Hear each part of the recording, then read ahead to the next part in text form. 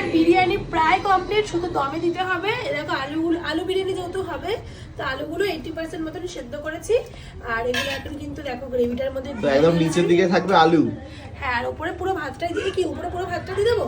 হ্যাঁ, একটু গ্রেভি তুলতে লাগবে, একটু গ্রেভি তোলো তাহলে উপরে ব্যাপারটা একটু বেশি জমজমাট হবে। একটু রসালো হবে ব্যাপারটা।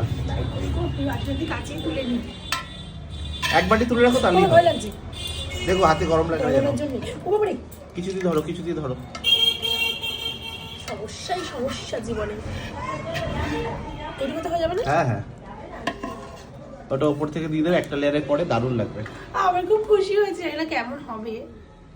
সত্যি বলছি, বিশ্বাস করে এত সুন্দর গন্ধ এখনই না, আমি লেগেছে। পাচ্ছি না, আমার নাক বন্ধ, জানো। তোমার ঠান্ডা লেগেছে তাই, কিন্তু কিছু দারুণ taste গন্ধ। পাবো কি তাহলে? আর সত্যি বলতে বাইরের খাবার থেকে বাড়িতে যাই বানাবে তাই আসো মাম্মা আসো।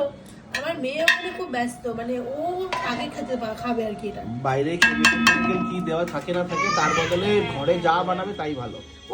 আর এই যে চলে এসছে দেখো।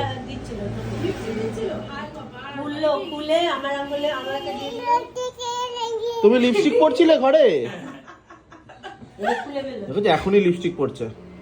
দেখো ও চুলের কাটা খুলে ফেলেছো, বাহ সাবাস। মুখে দিয়ে দেবে, নিয়ে নাও তো হাত থেকে। দুধ তো যাচ্ছে 3 দিন আমার ছোড়া মাম্মা। এরা চুলের মধ্যে